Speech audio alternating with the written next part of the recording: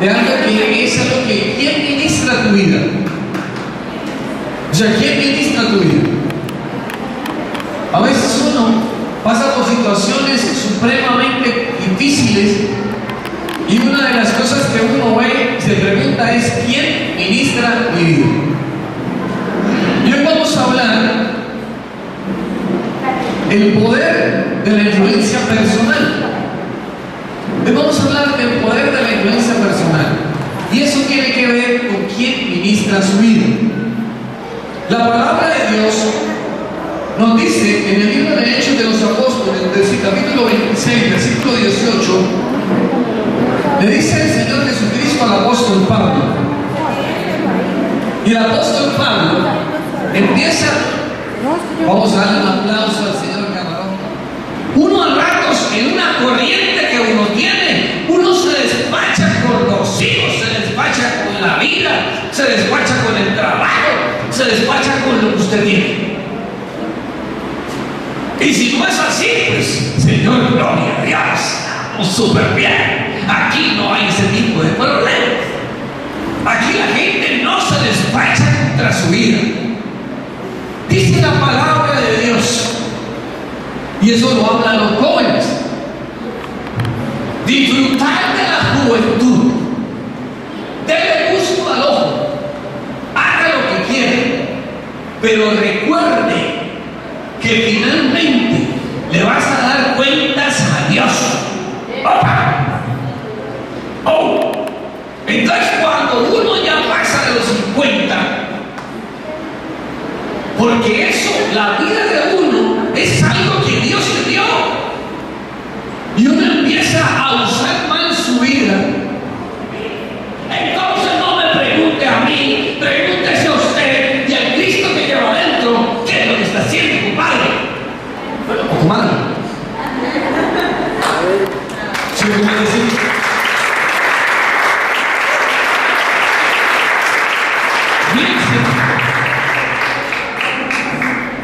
Por eso es que la palabra es poderosa. Uno le dice al Señor: Señor, tu palabra dice. Hay gente legalista, ¿no? Señor, tu palabra dice que venid a mí los que están cargados y trabajados, y yo os haré descansar. Yo vengo a tu presencia, Señor. Te voy a entregar a mi marido, terrible, un hombre terrible. ¿Sí? Bueno, al Señor, a mi mujer también, terrible. Sí, también. En estos tiempos es igual. Señor, te voy a entregar a ti, Señor, mis deudas. Te las entrego. Porque tu palabra dice: te las entrego. Señor, te entrego mis problemas laborales, tengo muchos, mis problemas personales, etcétera, todo lo que tú quieras. Pero la palabra sigue. Dice: venid a mí los que están cargados y trabajados, y no os haré descansar. Hasta ahí todos estamos muy bien, ¿sí? Pero luego dice: claro, yo le recibo eso. ¿Sí me entiendes? Yo le recibo eso, pero yo meto mi mano sobre mí. Y luego dice: llevad mi yugo sobre vosotros y aprended de mí, que soy manso y humilde. Un yugo es una yunta. Una yunta son dos bueyes, un buey viejo y un buey joven. Obviamente el buey viejo y el que manda es Jesucristo. El joven ahí revoltoso soy yo. Entonces cuando el buey joven empieza a molestar y tal, que no quiere coger payaso, que no quiere andar, el buey viejo, que sabe cómo son todas las cosas, se lo lleva arrastrado. Entonces no pregunte, no salga con estas cosas como: y es que entonces me dijeron, y si no es sana doctrina. La sana doctrina es la que dice que todo lo que hagamos sea para agradar a Dios, porque si todo lo que hacemos es para agradar a Dios, Él nos va a entregar la tierra, Él va a acabar con nuestros adversarios, Él va a tumbar nuestros obstáculos. Él se nosotros.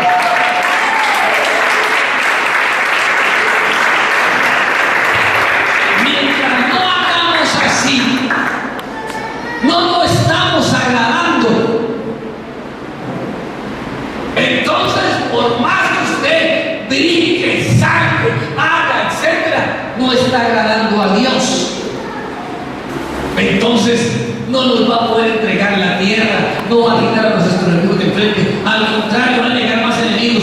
¿Qué será, pastor? Desde que estoy en esta iglesia, la casa se puso al revés, se le aumentaron las deudas. Hombre, no sea simplista, y no justifique su pecado. No lo justifique. El pecado no es para justificarlo, el pecado es para identificarlo y sacarlo de la vida de uno. ¿Por qué? Porque uno ya está en yunta con él. Dice, con él estoy juntamente crucificado, con él estoy en yunta, yo no estoy solo. Entonces ya lo entiendo, ya no consiento el pecado. Entonces yo digo, Señor, y ya para terminar, si usted se siente bien con su pareja, ¿qué necesidad tiene de ir a echar algo a otro lado? Si usted se siente bien con Dios, ¿por qué tiene uno que estarle coqueteando al pecado? Si yo me siento bien con Dios, me siento lleno, me siento completo, Él me lo está dando todo, yo no quiero coqueteo allá el pecado. ¿Sí es como es de bueno? Entonces yo entiendo que hay dos corrientes. ¡Wow! ¿Sí? Una corriente de tinieblas. ¡Wow! Desde abajo los 11, los 10 príncipes. ¡Wow! Y una corriente de luz. Y la corriente de luz lo único que tiene es que fe y confianza plena en Dios. Por eso es que la palabra dice: yo me fortalezco en tu debilidad. Yo me fortalezco en tu debilidad. Y es simple. Cuando el güey joven se da cuenta que el que manda es el güey viejo, hermano, no se ponga a resistirse, sí, vamos.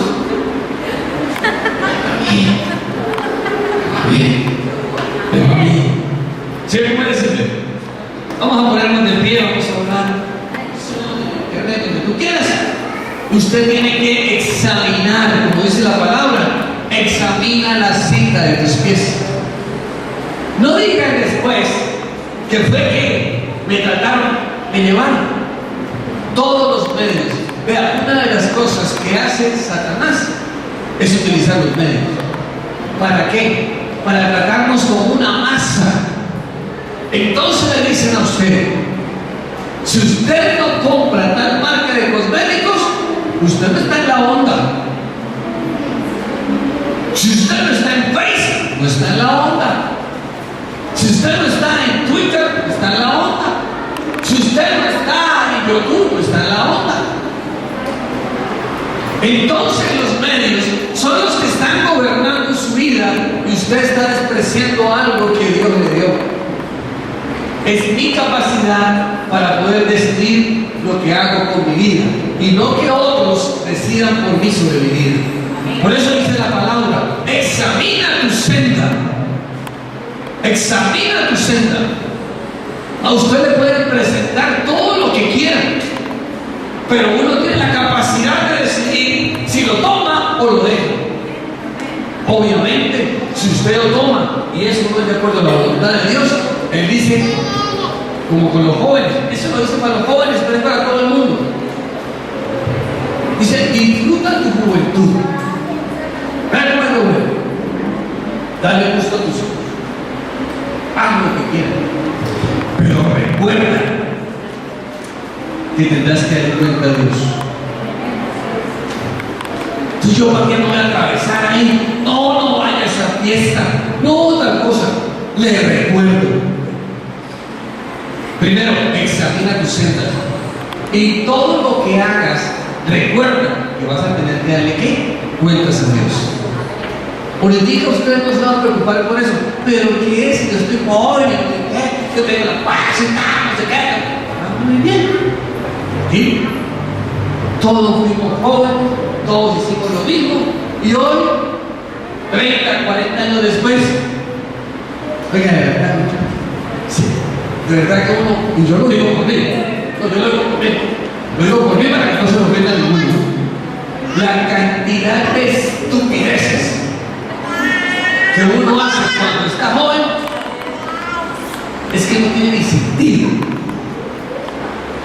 No tiene ni sentido. Las noches que uno pasó tomando ya un fin de semana, ya, sí, toda la fornicadera que uno tuvo ahí, no sabe ni con quién. Sí. Los que consumieron drogas ahí ni sentido. Hoy en día están llenando del culto ahí. Ay, Señor, ahora sí, Señor, ahora sí. Esto es una integralidad de cosas. Dios puede hasta ahí. Vean, cuando la gente le dice a un futbolista, no, es que Dios ya no perdonó, sí, claro, ya le perdonó todo el pecado, pero las consecuencias del mismo no. Ojo con eso. Dios perdonó a David. David adulteró, David mandó matar, David mintió. Dios le perdonó, pero las consecuencias del pecado fueron devastadoras. Una cosa fue David hasta ese día y otra cosa fue David después de ese día. Entonces uno tiene que entender claro. Sí, claro, el Señor me perdonó mis cosas de la juventud, me perdonó todo en ese momento, etcétera, etcétera. Muy bien, pero las consecuencias no. Porque si yo en mi juventud, en mi locura de la juventud, tuve un hijo, irresponsablemente, ahí está, ya quedó. Son las cosas que uno tiene que pensar. Tercero, la presión de las circunstancias. Hay gente que dice que son las circunstancias lo que lo obligaron a. No, es que fue algo que me superó mis fuerzas. Es algo que no pude. Y la palabra de Dios habla de un hombre que ante una circunstancia tremenda prefirió huir. Dice que José era esclavo de Potifar, cuidaba su casa, y la señora se encaprichó con él. Y cuando la señora se le tiró encima, le quitó la ropa, el tipo salió corriendo.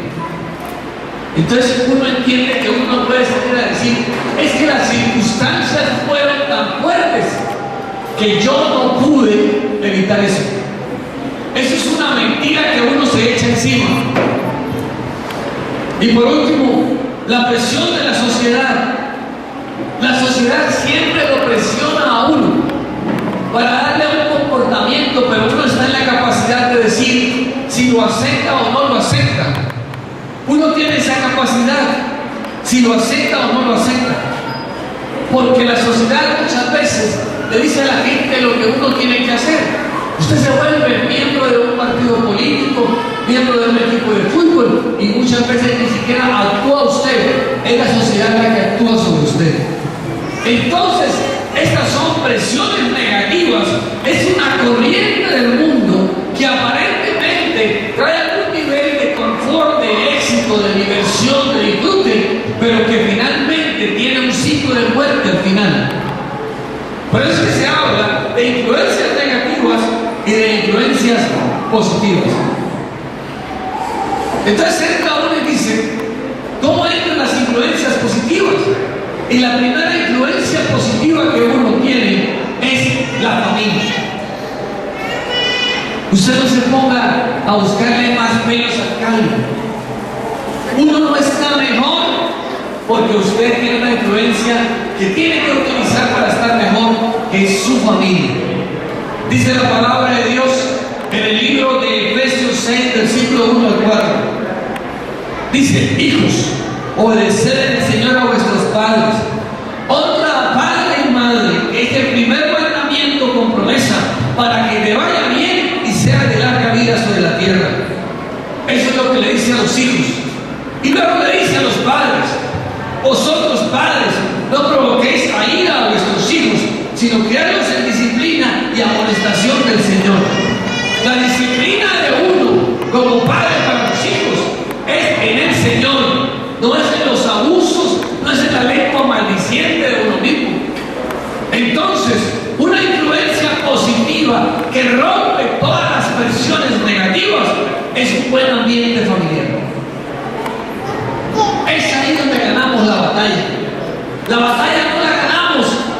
diciendo que estamos trabajando por nuestra familia y nuestra familia no nos ve. Es ahí, en un buen ambiente familiar, que ganamos nuestra batalla. Nuestra batalla no la ganamos en el conflicto que tengamos, marido y mujer. La palabra de Dios habla que la lucha no es contra carne y sangre, que es algo diferente, que es algo muy importante. Otra influencia positiva es evitar las malas conversaciones. Dice la palabra que las malas amistades y conversaciones echan a perder las buenas costumbres.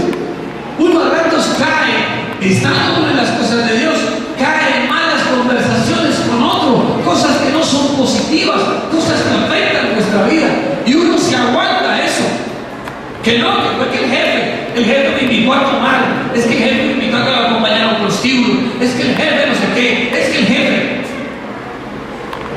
Si realmente el que lo mantiene a uno no es el jefe, por eso hablamos de una corriente diferente, una corriente negativa y una corriente positiva.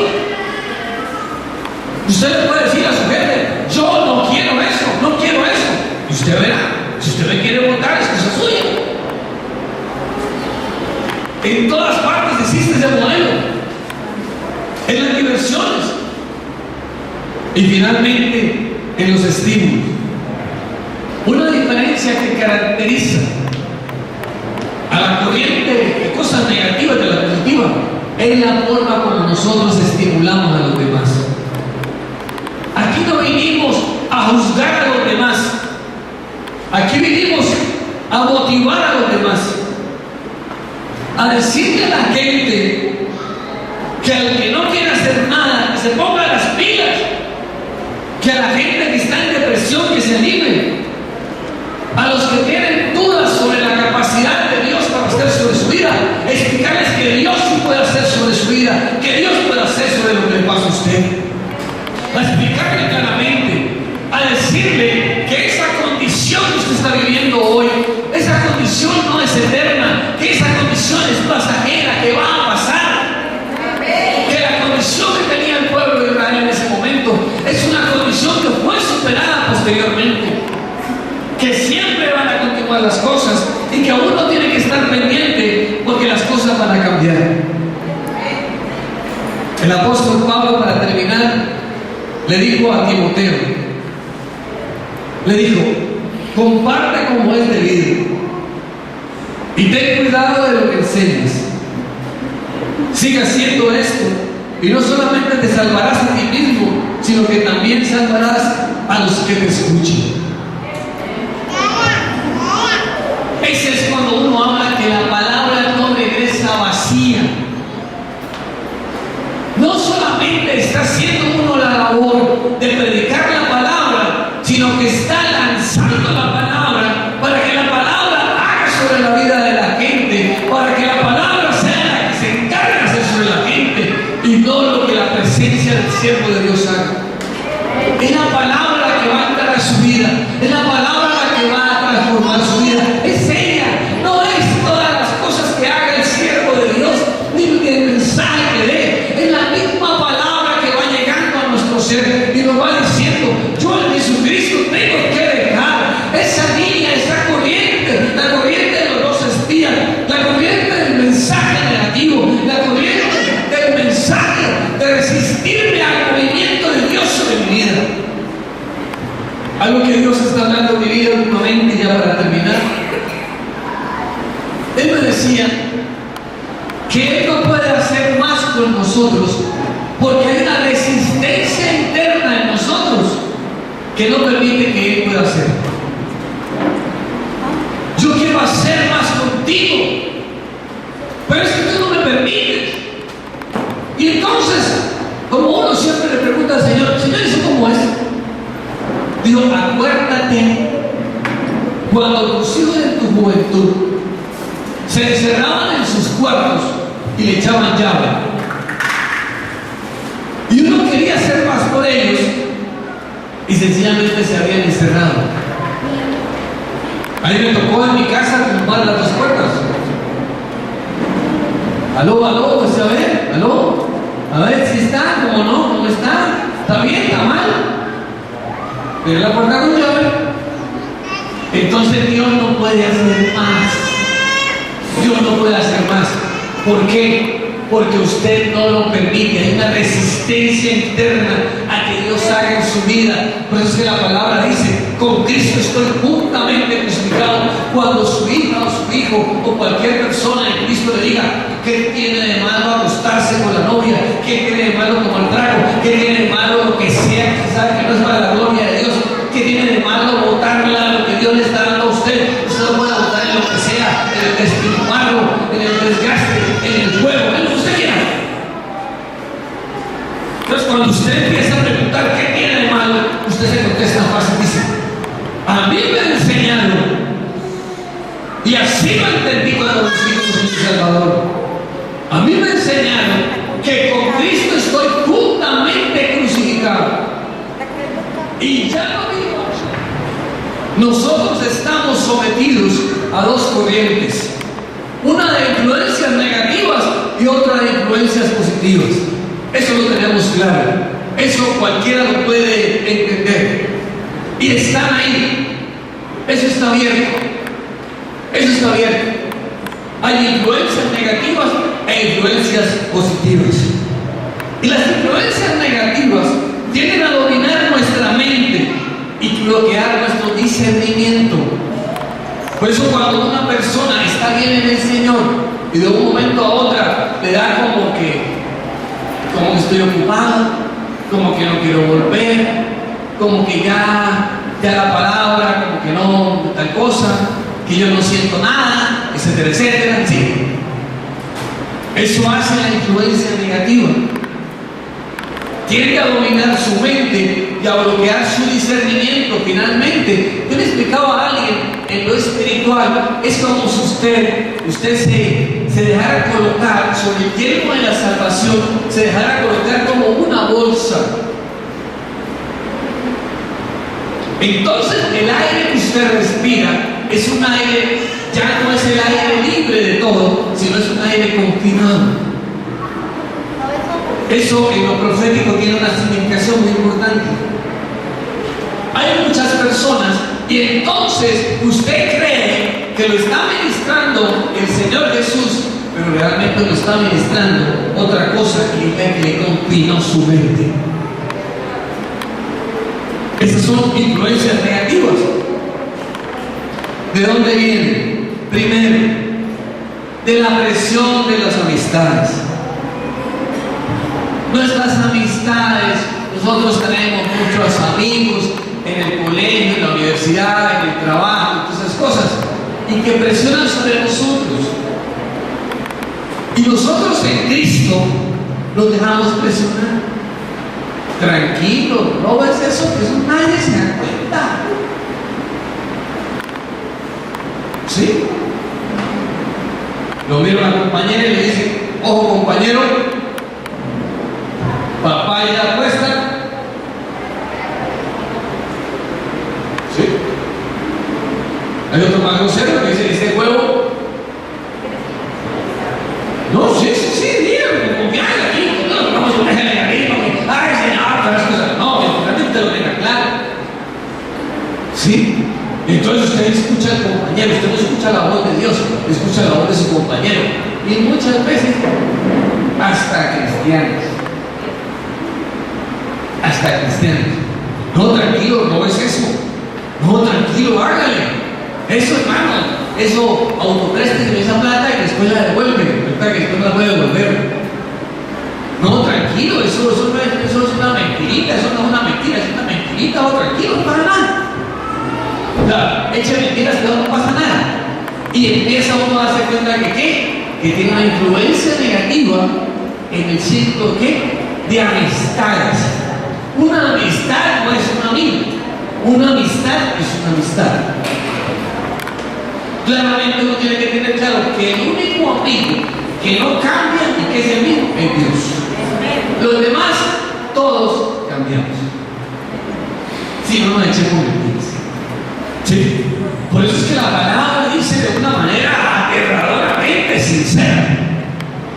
Dice: maldito el hombre que confía en el hombre. Entonces, ay, no, mi amigo,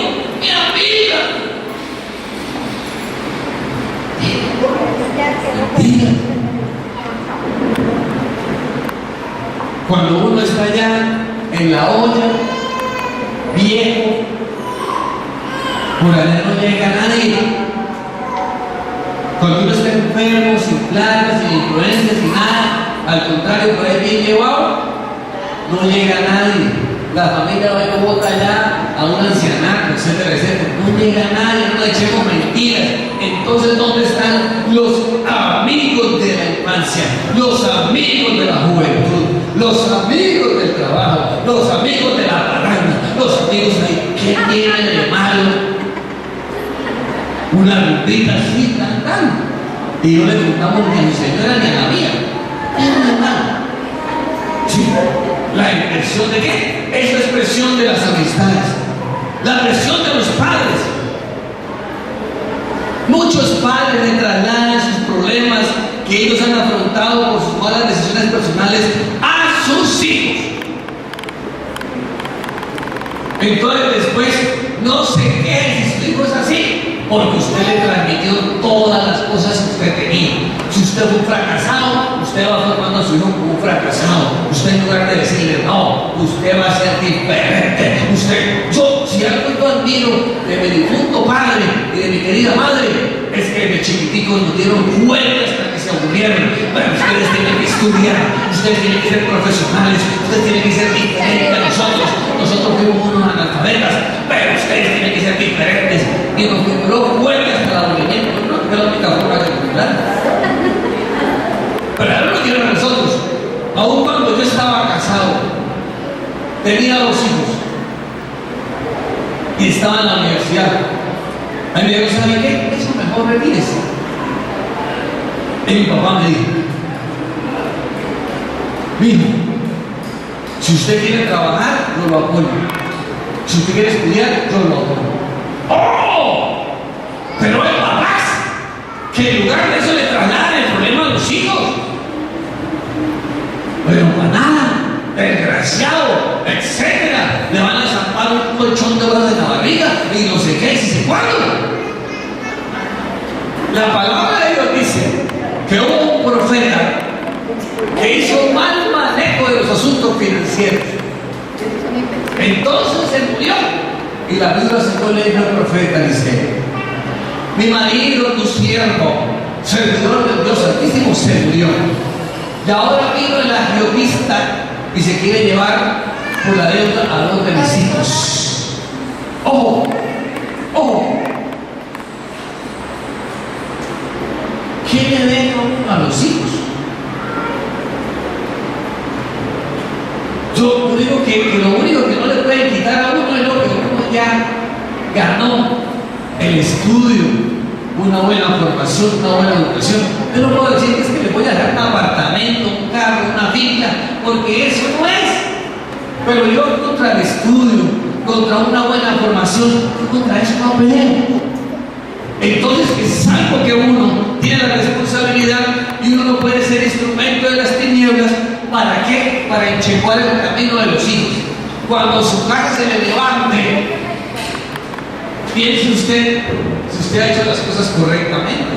Entonces uno va a la presencia del Señor y le dice: Señor, yo me presento delante de ti, porque yo no puedo y yo no acepto que mis hijos, que mis hijas estén en este desorden, etcétera, etcétera, que me falten al respeto, etcétera, etcétera. Entonces el Señor le dice: tú tienes razón, y mete su mano. Si está en el trago, lo saca. Si está en la prostitución, la saca. Si está en lo que sea, la saca. Que la saca.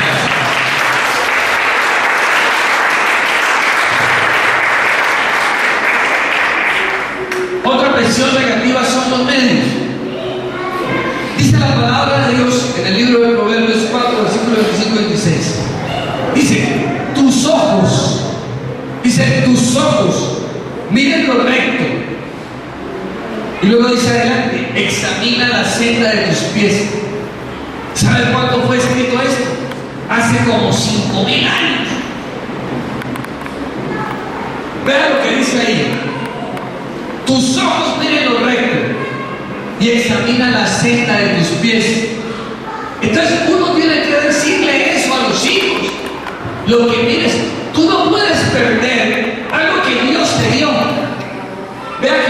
nosotros no le damos valor al libre albedrío de nuestra voluntad. ¿Será que me ayudan a dar caso con el niño de este pasaje bíblico? Entonces uno dice, ¿quién lo está ministrando a usted? Porque a veces la gente, siendo conocedora de la palabra, lleva tiempo en el Evangelio, tiene un lenguaje terrible. Dice la palabra de Dios, de la abundancia del corazón habla la boca, y tiene un lenguaje, mejor dicho, más negativo, más pesimista que cualquier inconverso. A veces uno se queda aterrado que hay unos inconversos que son, no, y hasta se le ve. Sí, uno se queda aterrado. Y los hijos de Dios, conocedores del poder de la palabra, del poder del Evangelio, entonces nos empleamos como ¿qué? Como estas personas. Entonces, cuando uno se pone a ser ministrado por este tipo de modelo, el de los 10 príncipes, en que la mayoría, hay gente que a veces le dice a uno, pero esa es la mayoría. ¿La mayoría de qué? De la mayoría de los que no están confiados plenamente en Dios. Si algo tenía Josué, si algo tenía Caleb, era que no, eran hombres de fe y confianza plena en Dios. Confianza plena en Dios. Por eso que dice la palabra, que Jehová no construye la casa, en vano trabajan los que la edifican.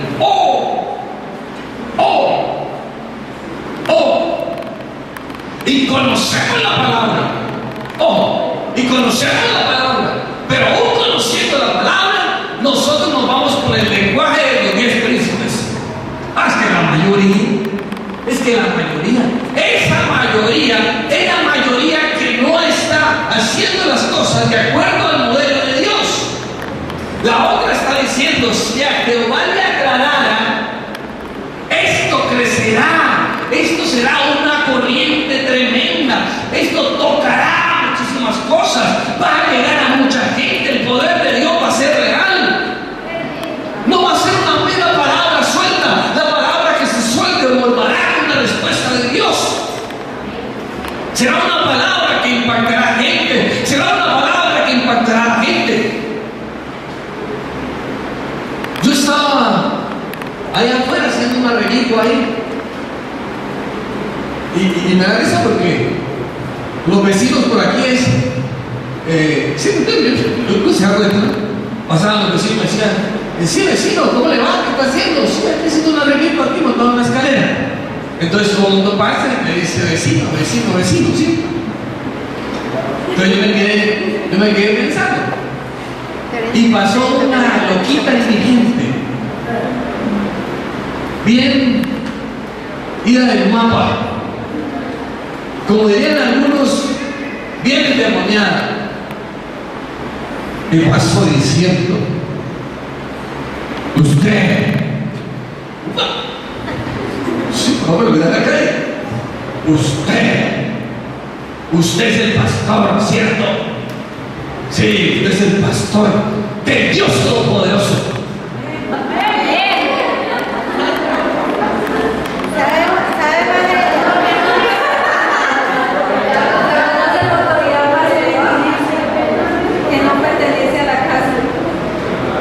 Antes venían aquí, nos formaban con chalecos, se metían todos los indigentes. Bueno, si de pronto me roban los espejos, no importa. Se robaban los espejos del carro, hacían de todo, le botaban bolsas con basura, porquerías ahí en la puerta, toda hora. Y los indigentes se acostaban ahí enfrente. Ya no. Pasan por el frente, roban enseguida, roban aquí, pero no.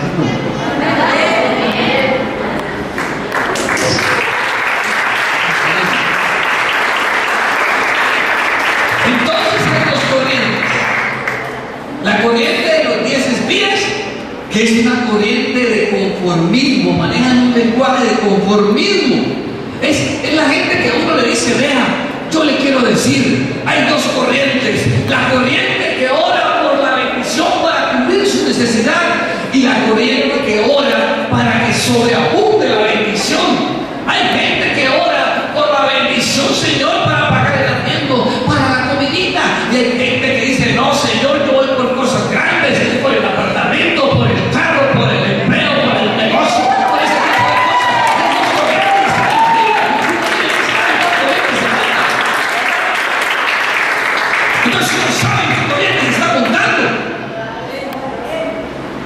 Porque hay algunos que, usted ve, hay gente que Dios está en la olla. No, pues esa es la voluntad de Dios, usted está en la olla. Mira, algo ahí no está funcionando, debe funcionar. Por eso es que Caleb dijo: si Jehová se agradara de nosotros, entonces si no te miras hacia adentro. Oiga, Señor, pasó hasta la canastica familiar se apretó. Es que Él no está agradado con uno. Él no le va a quitar la misericordia. Dios no nos quita la misericordia. Pero así no es, hermanos, así no es. Uno tiene que decirle: Señor, Señor, ya entendí. ¿Hasta cuándo, Señor? Ya entendí que no estás agradado conmigo. Pero, Señor, yo estoy mejorando, yo estoy haciendo mi esfuerzo. ¿Hasta cuándo? Entonces ya entendí. Entonces ahí, exclusivamente la misericordia, el maná, las codornices y el agua. Eso es lo que esa gente traía del desierto. Y cuando Él los iba a pasar a un nivel superiorísimo, nadie negó que la tierra donde el Señor los llevaba era una buena tierra. Nadie lo negó, ni los unos ni los otros lo negaron. Ninguno lo negó. Entonces quería pasarlos de ese modelo de agua, maná, codornices a un modelo de superabundancia. Pero cuando los estaba pasando a ese nivel de superabundancia, sale la gente conformista, sale la gente negativa, sale la gente poco dispuesta, poco comprometida. Sale la gente que le tiene miedo, que anhela ensanchar su territorio, pero le tiene miedo a ensancharlo. Señor, no quiero, Señor, que se aumenten las ventas. Señor, el pastor le pone que aumente las ventas. Y el pastor, Señor, que se aumenten las ventas. Pero usted no quiere. Usted es el que no quiere. A esta gente le dijeron: ahí tiene la tierra, buenísima, pero hay que tener disposición para tomarla. Hay que tener disposición para tomarla. Hay que ganar el espacio, tanto físico como espiritual. Hay que ganarlo, hay que hacer el espacio. El diablo no se va a correr para decirme: siga así como no, ahí está. No se corrió ninguno de esos gigantes. Dice que los gigantes de Anac fueron derrotados por el pueblo de Israel. Ninguno se corrió. Ahí no está, corremos. Goliat no le corrió a David. Las ciudades fortificadas no se cayeron por sí. Allá vienen. No se cayeron. Y finalmente, como dijo Josué y Caleb, dice que Dios se los entregó. Que ellos se metieron a la gente como si fueran pan. Caían las ciudades fortificadas, eran derrotados los enemigos. ¿Por qué? Porque era una visión diferente. Pero primero Dios tuvo que pasar al caballo a todos estos 10. Mientras en usted no muera ese espíritu de los 10 espías del pueblo de Israel, que tenían un pensamiento conformista, negativo, falta de compromiso, de doble ánimo, inseguros, indecisos. Dios tiene que moler eso. Dios lo va muriendo. Dios lo va muriendo. Y así yo siento que Dios lo va muriendo. Tiene que molerlo. Para que el espíritu de nosotros, que es netamente pura fe y confianza plena en Dios, se establezca en usted. Porque si no, no se va a poder establecer. Uno ya en Jesucristo debía ser una fe plena y una confianza plena en el Señor. Pero como no es así, nos toca ir allá a que el Espíritu nos diga por qué no es así. ¿Por qué nosotros, en lugar de la confianza plena en Dios, aún nosotros somos negativos, somos pesimistas, somos falta de compromiso, somos cuestionadores, somos murmuradores. Y dice la palabra en este pasaje de la Biblia que cuando estos hombres le estaban diciendo, si se nos va a agradar con nosotros, Él nos va a entregar todo, no sean rebeldes contra Él. ¿Sabe qué hizo el pueblo? El pueblo los iba a matar, los iba a apedrear. Por eso es que cuando usted está tratando de sacar a su generación en Cristo a un nuevo modelo, su casa se levanta, su casa lo quiere levantar a piedra, se levanta su esposo, se levanta a sus hijos y lo quiere levantar a piedra. Pero yo le quiero decir una cosa, que los que querían levantar a piedra a Moisés, a Aarón, a Caleb y a Josué, el Señor los peló a todos.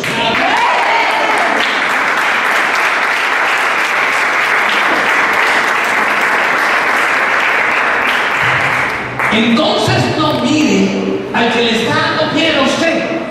Dice la palabra de Dios que mientras Esteban estaba siendo apedreado por la voluntad de Dios, dice que él tenía los ojos puestos en el Padre. Él decía: yo veo al Padre, el Padre me está llamando, me está diciendo que vaya a su presencia y más piedra le da a nosotros.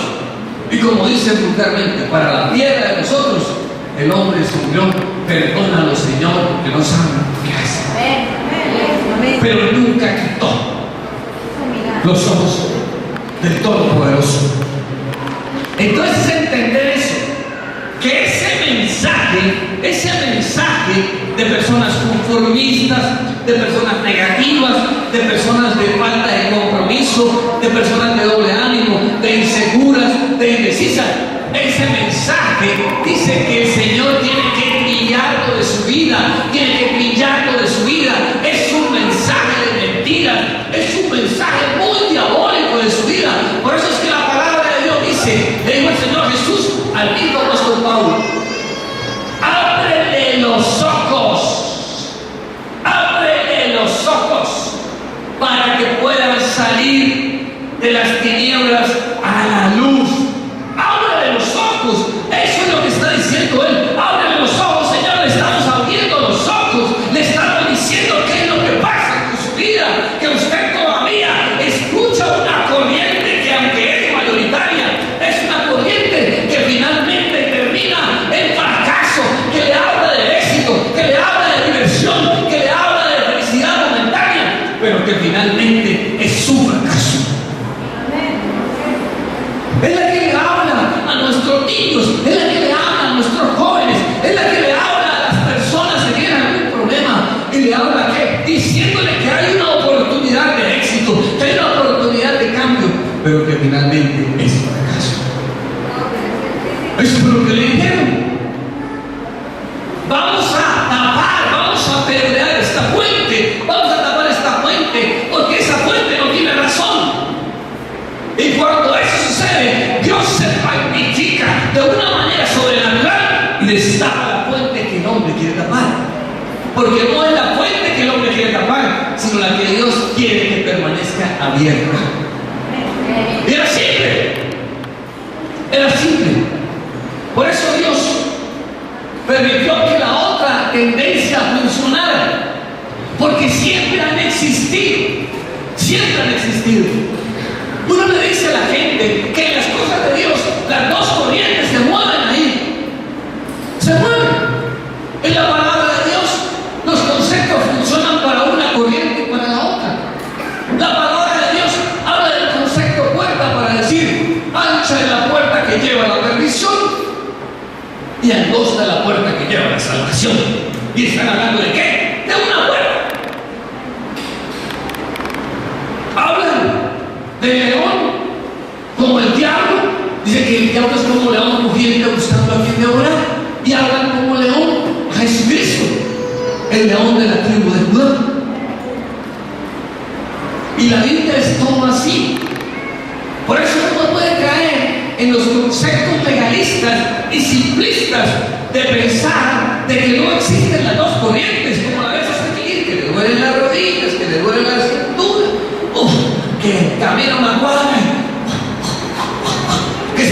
la presión arterial, que no sé qué, que no sé cuándo, que le da migraña, que todo lo que tú quieras. Entonces usted empieza en muchas oportunidades a cuestionar esa vida que está llevando. Por eso es que dice la palabra: haga lo que quiera, dele gusto al ojo, pero acuérdese que más adelante me vas a dar cuentas a mí. Entonces cuando usted vaya allá a la presencia del Señor: Señor, es que tengo disparada la presión arterial, Señor, yo no quiero tomarme las pastillas del médico, yo declaro, soy sano en el nombre de Jesús. Yo te voy a pedir cuentas. Señor, tú me diste casas, carros, una buena herencia, Señor, y ahorita no tengo sino deudas, Señor, pero yo vengo aquí, Señor, y yo corto todo eso aquí. Hay que darle cuentas. La misma palabra dice que Él viene y le pide cuentas. Siervo, a ti te di 5 talentos, a ti te di 3, a ti te di 1. No, pues resulta que sí, que tal, tú, Señor, me regalaste una casa, una familia, me regalaste unas propiedades, y ahorita no tengo casa, no tengo marido, estoy botado. ¿Cómo? Entonces uno entiende que hay cosas que le hablan a su vida. Y como estos varones, es muy común escuchar a muchos hijos de Dios hablar mal. Hablan mal. No de lo que Dios le ha dado, sino de lo que usted ha hecho con lo que Dios le ha dado. Él ya le dio. Él le dijo: eso es suyo. Si Dios ya le dijo que eso es suyo, ¿usted por qué habla mal de eso? Entonces empiezan a hablar. Y dice que empiezan a ver todo lo tremendo que hay allí. Dice que esa tierra traga a los moradores, es tierra muy complicada, que hay hombres muy grandes, que hay unas ciudades fortificadas, y ven todas las dificultades. Cuando nosotros vemos las dificultades, cuando nosotros vemos los problemas, nosotros estamos despreciando a Dios, estamos dudando de la capacidad de lo que Dios puede hacer en nosotros, y finalmente eso es un brote de rebeldía en nosotros. Sí. Por eso yo le decía ahora, y vuelvo a un concepto básico de la palabra de Dios: la fe es la certeza de lo que se espera y la convicción de lo que no se ve. Por eso lo primero que uno tiene que hacer es que creer, porque si usted no cree, es imposible. Estos hombres no creyeron, estos hombres de antemano dudaron, y por eso es que después llegaron y dijeron todo eso. Si uno se pone a mirar: ay, Señor, ¿cuándo se llenará esta iglesia, Señor? Y tanto trabajo, tanto esfuerzo, tanto no sé qué. Y cuando uno va a la palabra le dice a usted no se preocupe por eso. Le dijo el apóstol Pablo, dice: yo sembré, fulano de tal cuidó y otro recogió, pero quien da la cosecha es el Padre. Usted no se afane, usted no se afane. Moisés caminó con ese pueblo por todo el desierto durante tiempo, pero finalmente Moisés solamente pudo mirar la tierra y ya, no más. Josué fue el que metió el pueblo. Entonces uno se da cuenta que siempre hay dos mensajes: uno, que sale la naturaleza humana, aún conociendo el poder de Dios, porque todas estas personas habían visto el poder de Dios durante el momento de salir de Egipto, caminar en el desierto, todo lo que vieron el poder de Dios. Pero conociendo el poder de Dios se expresaban así. Hay hermanos en Cristo que han visto muchas cosas en su vida y se expresan y hablan del problema que tienen en ese momento y no de la grandeza de Dios para solucionar todo lo que se presenta. Entonces, cuando uno va y ve la otra versión de los otros dos, 10 dijeron todo lo que dijeron, es una corriente, pero 2 manifiestan otra cosa. cosa, es otra corriente.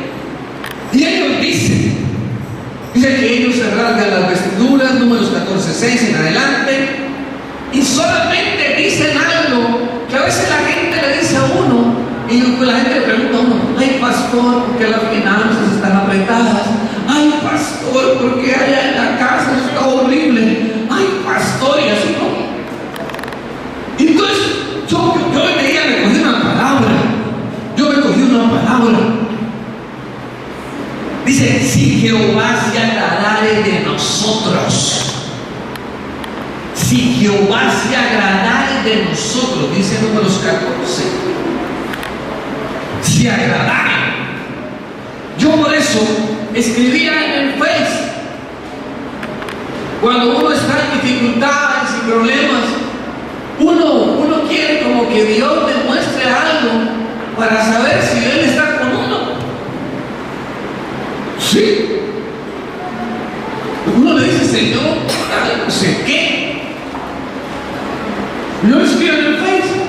Cuando uno está en problemas, dificultades, uno dice: Señor, yo quiero saber, en medio de estas dificultades, yo quiero saber, Señor, tanto problema, viene el uno, viene el otro, Señor, yo quiero saber si tú estás en este momento conmigo. Y decíamos, hablábamos de la palabra: aunque pases por el fuego no te quemarás, aunque pases por las aguas no te anegarás, y yo estaré contigo. Por eso yo sentí algo muy especial. O sea, cuando uno vive de las manifestaciones del poder de Dios, Dios le habla en lo que sea. Y cuando yo llegué el miércoles después del servicio funerario de la hermanita Beatriz, yo llegué y vi el rostro de ahí enfrente, que nunca había florecido de esa manera. Lo vi lleno de rosas por montones. El apóstol dice que era como 30 y pico de pétalos y flores abiertas. Nunca, hermanos, en los años que llevamos aquí, nunca ese rostro había florecido así. Entonces yo sentí como un aire, dije: Señor, sí. Yo sentí como un aire: Señor, no, yo no entro a discutir con el Señor. Señor, yo acepto tu voluntad en la forma como sea, la acepto, Señor. Pero uno siente ese acompañamiento de Dios. Y entonces yo cuando vi esta palabra dije: Señor, gracias, porque dice este hombre de Dios, dice que Josué y Nun manifestaron: si Jehová se agradare de nosotros, Él nos llevará a esta tierra y nos la entregará. Él no dice que se va a agarrar allá con esos tremendos gigantes. Él no dice allá que Él va a quitar, a tumbar las ciudades fortificadas. Él no dice eso. Él no dice eso. Cuando usted va a montar un negocio, usted lo primero que mira es: no, pues va a montar una tienda y hay 3 tiendas al lado. Si usted va a vender zapatos, usted dice: no, pero imposible, si es que va a vender zapatos y hay 10 más vendiendo zapatos. Si usted monta un taxi, dice: no, pero ¿para qué hay más taxis? Es que hay muchísimos taxis. Eso está lleno de la ola amarilla. Cuando yo terminé la universidad de ingeniería civil, todo el mundo me decía: ¿eso para qué? Primero, ¿para qué estudiaba? Eso me dijeron a mí. Yo estaba casado, tenía 2 hijos, estaba en la universidad, y me decían: ¿eso para qué estudia usted? Eso mejor sales a trabajar aquí. Me dijo un tío mío: ¿qué conmigo otra vez? No, quiero terminar la carrera. Cuando la terminé, me dijeron: oiga, pero ¿eso para qué estudió? Estamos hablando de hace 30 años. ¿Eso para qué estudió? Si eso no hay trabajo para los ingenieros. Y esa carrera que usted escogió, ¿eso qué es? Sí, esa es la óptica de qué? De nosotros, los seres humanos. Entonces siempre vemos el gigante, siempre vemos la ciudad fortificada.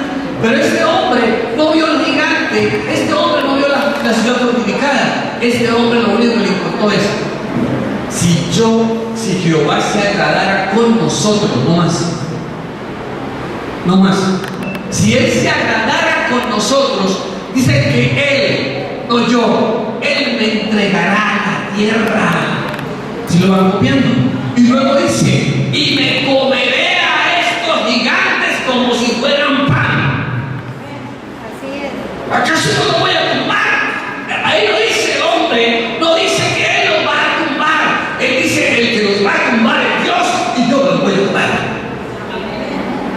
Porque si no diría, y los tumbaré en el nombre de Jehová, y me los comeré. Dice, no, y me los comeré. O sea, que ¿quién? Dios los tumbó.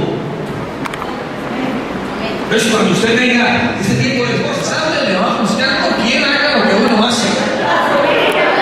El primer principio, para que, como dicen en algunas partes, le caiga el tablón, es creerse indispensable.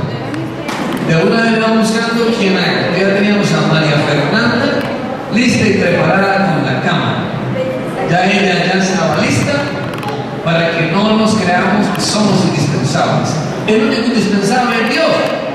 Los demás, nosotros no somos indispensables. Si eso es cierto, el día que no estemos, otros se encargarán de hacer lo que nosotros hacemos. El día que nosotros no vendamos, otros se encargarán de vender. El día que nosotros no trabajemos, pues otros trabajarán.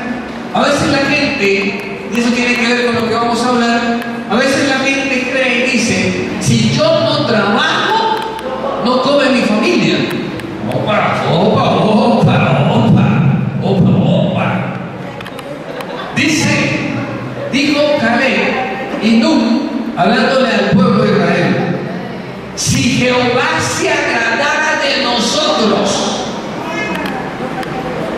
entonces, si Jehová se agrada de nosotros, Él va a alimentar mi casa, no yo. ¿Sí me entiendes?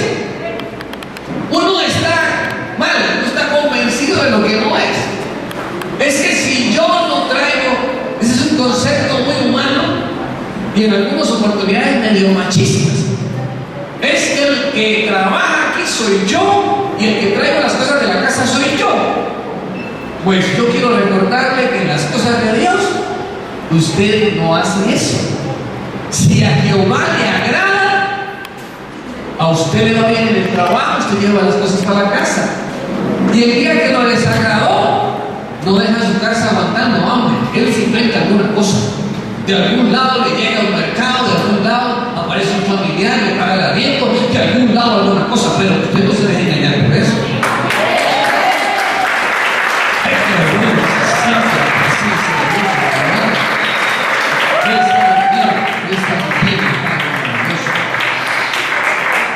Dice la palabra de Dios que siempre habrá dos corrientes. Siempre habrá dos corrientes. Y nosotros no entendemos. Dice, le dijo el Señor Jesús al apóstol Pablo. Dice, para que abra sus ojos, para que se conviertan de las tinieblas a la luz. Esto fue el mandato que el Señor Jesús le dio a Pablo. Yo quiero que vayas y les abran los ojos a los que no tienen visión, para que se conviertan de las tinieblas a la luz. Entonces hay dos corrientes. ¿Se me va copiando? Hay dos corrientes. Hay una corriente de luz y hay una corriente de tinieblas. Por eso le dice a los que tienen los ojos cerrados y aún no han entendido, ábrenle los ojos para que salgan de las tinieblas a la luz.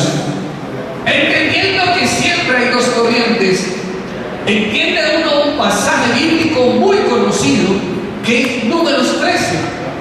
Dice la palabra de Dios que el Señor le dijo a Moisés, y yo quiero que por favor usted abra su entendimiento hoy, porque esto ya me lo regaló el Señor así rapidito y me dijo cosas muy bonitas. Yo este pasaje lo he predicado un montón de veces y muchas personas dirán sí, a lo mejor dirán sí, el pastor nos ha predicado un montón de veces, pero hoy el Espíritu Santo me lo volvió a predicar. Dice el Señor, le dijo a Moisés, envía unos hombres para que reconozcan la tierra que yo ya les di. Oh, envía unos hombres para que reconozcan la tierra, la cual yo les doy, yo ya les di. Y Moisés envió unos hombres. Y dice que cogió a los príncipes, un príncipe por cada una de las tribus de Israel. Y cuando volvieron nuevamente, 10 príncipes le dijeron a la comunidad, Números 13:31, no podemos subir contra aquel pueblo porque es más fuerte que nosotros y habrá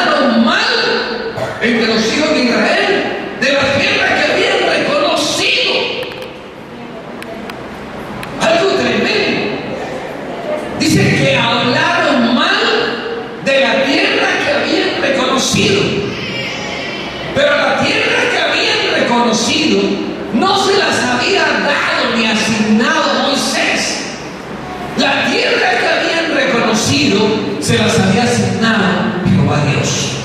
Ojo, ojo con eso.